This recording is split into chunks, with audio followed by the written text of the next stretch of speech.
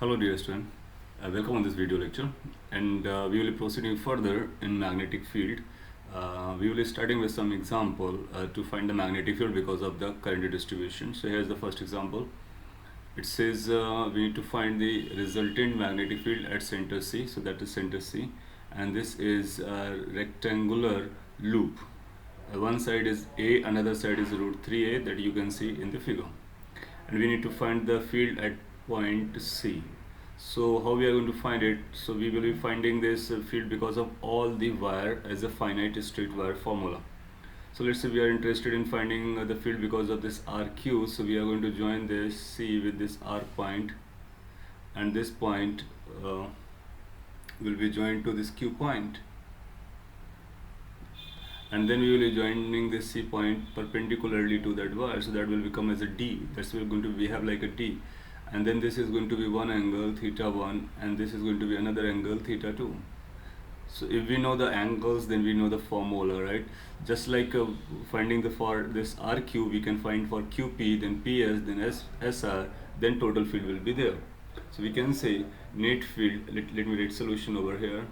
So solution is going to be like this. Net field is going to be because of this RQ field because of RQ branch plus field because of QP branch plus field because of PS branch, straight wire you can say, and finally the field because of SR straight wire or finite straight wire.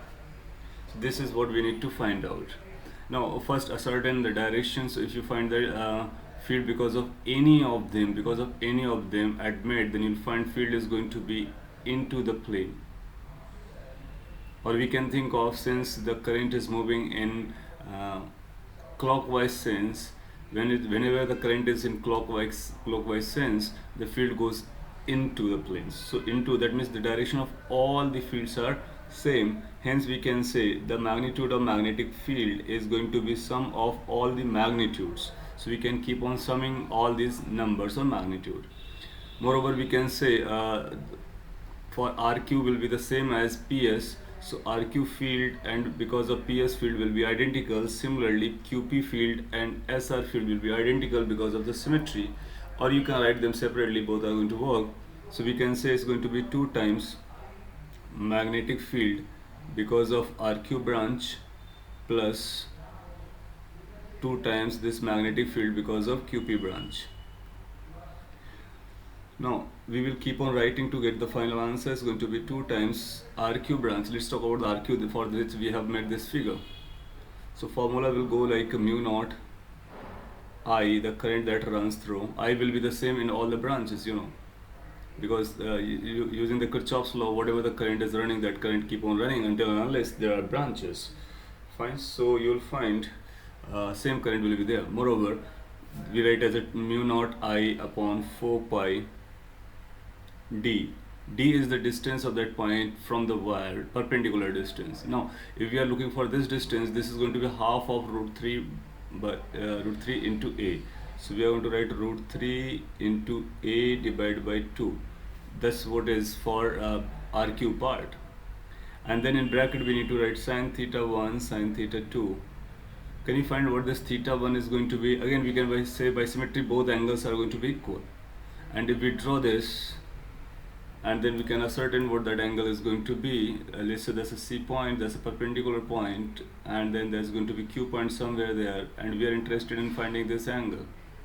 This distance we have found is going to be root 3, this is root 3A by 2, whereas this is half of the total, that is A by 2. And let's call this angle as a theta, or theta 1. So what this sign, we can apply here a tan theta 1, right angle triangle, right? So this is right angled triangle. Tan theta 1 will be requiring a perpendicular which is A by 2 divided by this thing which is base, which is going to be root 3 A by 2. Ultimately it's going to be equal to 1 by root 3. Since it's 1 by root 3, so theta 1 will come out to be 30 degree. Now this theta 1 is 30 degree. Another theta is also going to be 30 because this is symmetrical.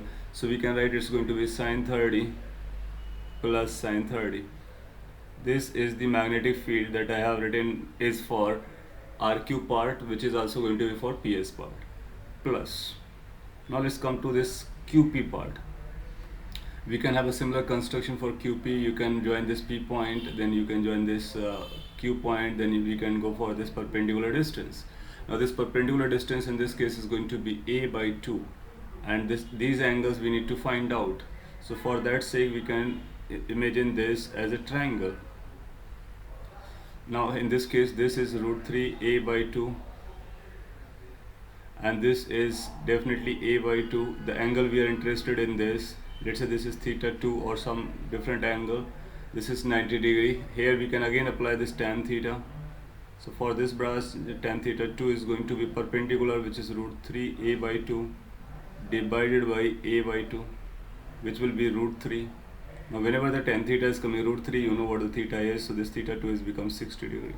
So that's going to be 60 degree. Making sense? So for the second part it's going to be 60 degree, but everything else is going to be similar. Mu naught I will be same, 4 pi will be same, the distance d will be now A by 2, and in bracket you will find it's sine 60 plus sine 60. I hope you are getting what I'm writing.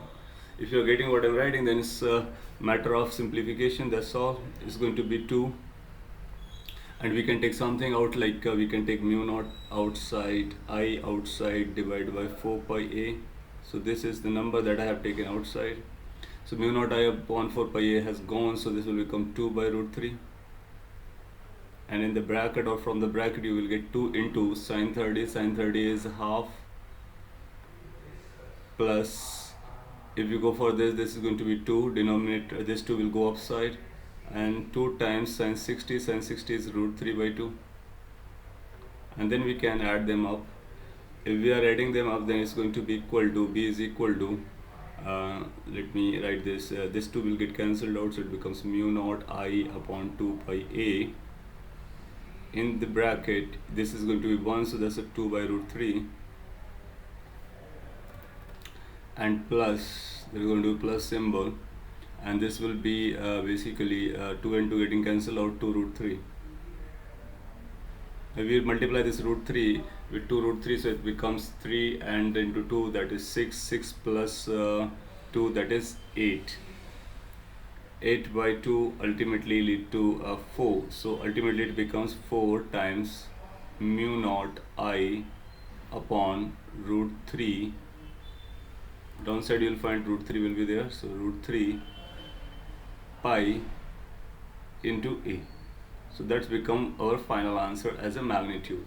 And what is the direction? Direction you can say is going to be into the plane. So direction is into the plane. So this is the magnitude, this is the direction, hence total magnetic field at the center we have calculated. So what the point is, or what the concepts are that are being used: first, the formula of finite wires magnetic field, and the second, following the rules of vectors, because this is a vector quantity, so we need to add them vectorially. And first determining the direction. Here the directions are coming in the same direction, hence we have added the magnitude and got the final answer. Making sense? You can copy that. Here is the next example, and it says find the magnetic field at points A, C and D. The picture is given to us. There are two long wire, infinite straight wires, one having a current 2I in the upward direction, another having I in the downward direction. The currents have been shown, these wires have been shown in the plane of the screen, and the this ACD points are on this line, and all the distances are known to us. So let's try to find or write the expression for field at point A.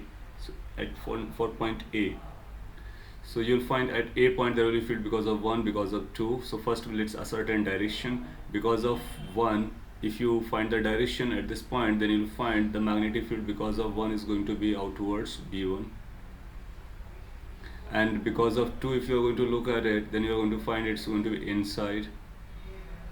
Now how I'm getting this direction, that's important to learn. I told you, you just use your right hand and you place your thumb. Let's say in the case of first, place your thumb in the direction of current, and then keeping that thumb in the direction of current, place your palm it at point A, then you'll find the direction of outward direction of that palm is the direction of magnetic field. So if we keep our thumb in upside direction, and then at A point, palms outward will be outward to the screen, hence this is B1, which is going to be outwards. Whereas in case of 2, if you do so, then you'll find that you need to keep your palm in such a way that thumb is pointing in this direction, and then you'll find for these points which is lying on this left side of wire 2, all will have a magnetic field into the plane.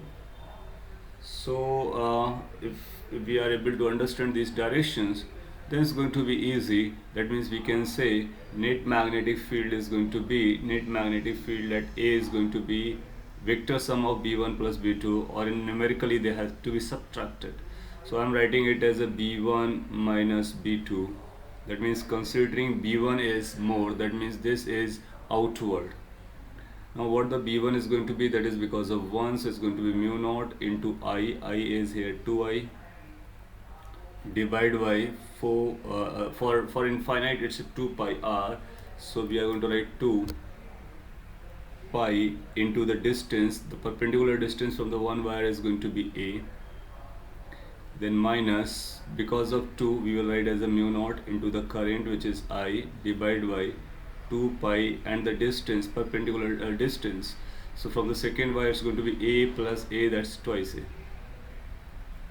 So then this can be adjusted, and this 2 and 2 are getting cancelled out, so it's going to be mu naught I divided by pi A, that can be taken as a constant. From the first term you will get 1, from the second term you are going to get 1 by 4. Ultimately you will find 3 by 4, so it becomes 3 mu naught I divided by 4 pi A. That's your answer for the field at point A, and moreover it's going to be in the direction of B1 because it's come out to be positive, so B1 is more, hence it's going to be outward. So that's the magnitude, that's the direction. So that's we are able to find for the point A. Can you find the similarly field at point C? Now you can pause the video and you can try, and then you can check whether you are getting the same answer. So for the point C, again we need to decide the direction. Because of wire 1, the magnetic field is going to be into the plane, so that's going to be because of 1 in the mid zone, and because of the 2 it will remain into, so that's also into, so B2 is also into, so they have to be added up. So for this we will say magnitude of magnetic field is going to be magnitude of 1 plus magnitude of 2. This is because we are able to understand that it's going to be into the plane, and we can apply the formula for B1, that's mu naught I, which is 2I, divide by twice pi into the distance.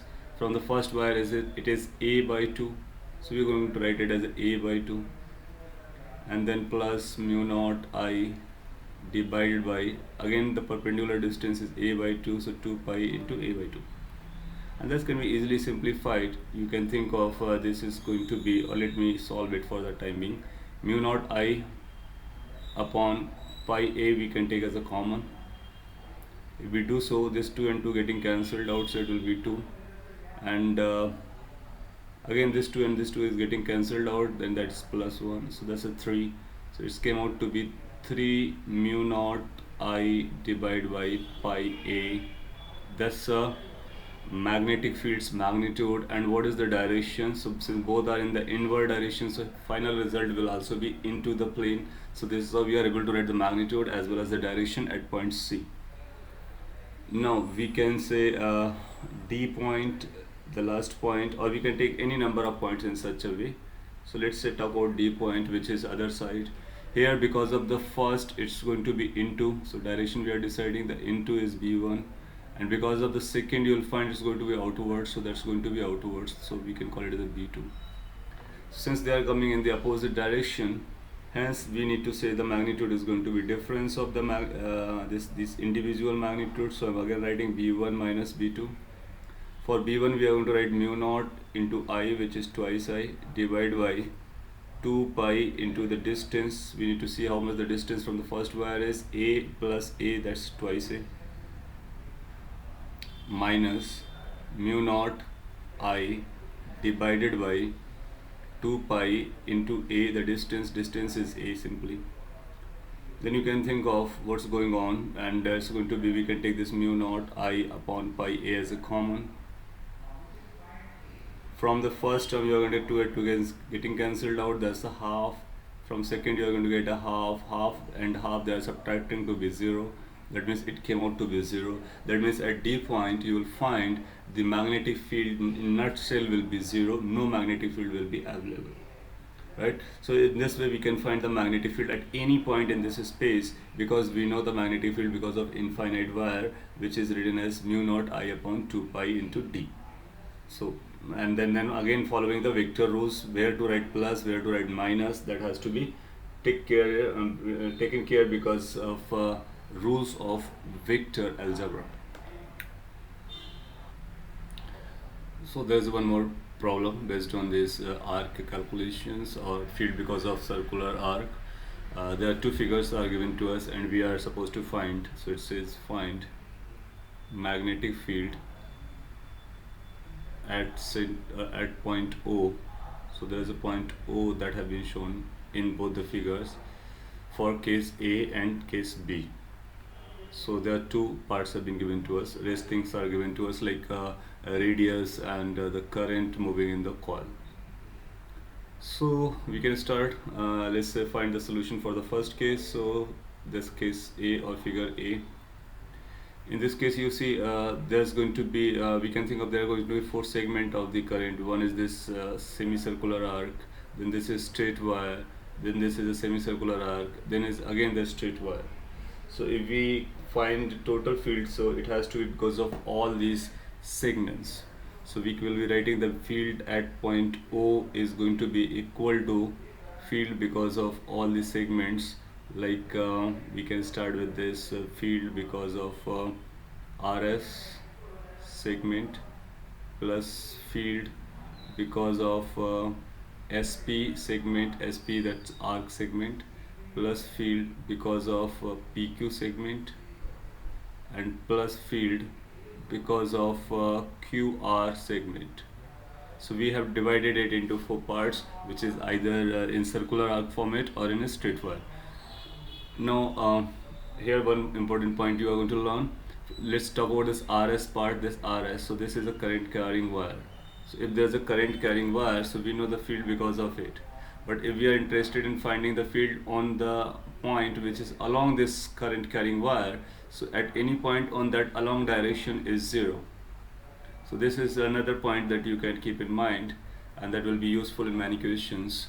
So here it's going to be 0 because the point is lying on the line in which the wire is lying, right? So that's a 0 result, you can remember. And using that thing you can say this RS branch will have a 0 field. Similarly, this PQ branch will have a 0 field. So basically there is going to be no role of these wires, which are straight wires, in order to find the field at point O, which is lying along those lines. So basically the two arc will be playing their role, and then we were deciding the direction because of the lower arc is going to be outwards, and because of the upper arc it's going to inwards. So if we say this 1, so one field is going to be okay, let me write over here with this expression. So the magnitude is going to be equal to, because of this SP part is outside, and it will be having because of the half of the this circular arc. So for half of the arc is going to be we know the formula for circular arc is going to be B is equal to mu naught I up into theta divided by 4 pi into a radius. This is due to arc. Do we remember that formula? Yes. So theta can be replaced over here. When it is arc length, that this arc becomes semicircular, that theta becomes pi. So this becomes mu naught I upon 4 pi, that we have already solved as an example, right? So mu naught I upon 4 pi, 4 into a, that's the formula. So for SP we are going to write mu naught I upon 4 times radius, and that radius is r2, and this field is going to be into the plane, so that's going to be into, I'm writing direction over here, and this has to be added with another field which is going to be mu naught. This I'm writing in the vector form, and direction I'm also writing over here. So it's a mu naught I divided by 4 into r1, and this is outward to the plane, you can see from there. So since they are in the opposite direction, so there has to be minus coming in. Then we can think of which one is going to be larger. So r1 is smaller, so that this denominator will be smaller, so this is going to be dominate as compared to this. So if we want to write this magnetic field as a magnitude, so this magnitude is going to be, this is going to be larger, so we will write that as a positive. So mu naught I upon r1 4 r1, that's a positive, minus mu naught I upon 4 r2, that's separated negative, and this can be simplified to as mu naught I as a common divided by 4 is also as a common, 1 upon r1 minus 1 upon r2. So that's a magnitude, because magnitude is a positive, that's why we made it as a positive. So we kept this as a positive, that means this is a leading direction, so hence this will be in the outward direction. So final answer will be that magnetic field at point O is going to be this number, and it will be outward direction, right? If you have understood this, then you can easily find the case for the figure B. So for figure B, you can pause the video and solve, and then check what I am writing. Total magnetic field I'm writing directly. Total magnetic field is going to be, because of 4 segments, again you say RS and PQ, they will not contribute at all. The contribution will be coming because of these two, and since because of this lower is going to be inward, and because of bigger it's also going to be inwards, so here the magnetic fields will be added up. So it will be writing like B1 plus B2, and both will be giving it to the into the plane. So both is going to give the field into the plane, so final will become into the plane. As far as the magnitude is concerned, then you can write it as a mu naught I upon 4 r1 plus mu naught I upon 4 r2. We can take this mu naught I upon 4 common, and that's going to be 1 upon r1 plus 1 upon r2, and we will say that's going to be into the plane, fine. So this is how we can find the magnetic field because of combination of current carrying wires. There can be any number of combinations, so you search for all the segments involved, and then one by one you write all the magnitude and directions, then use the vector algebra to find your final answer. Well, so in this lecture we had a couple of examples, and if you are comfortable with these examples, that's good. Then we can be moving forward in the next lecture and discussing another method that we have already talked about, is this Ampere's law. Using that we can find out other several symmetrical fields, magnetic fields, just like we used to have this Gauss law for electrostatic. So that will be in the next lecture. Thank you for watching. Have a great time.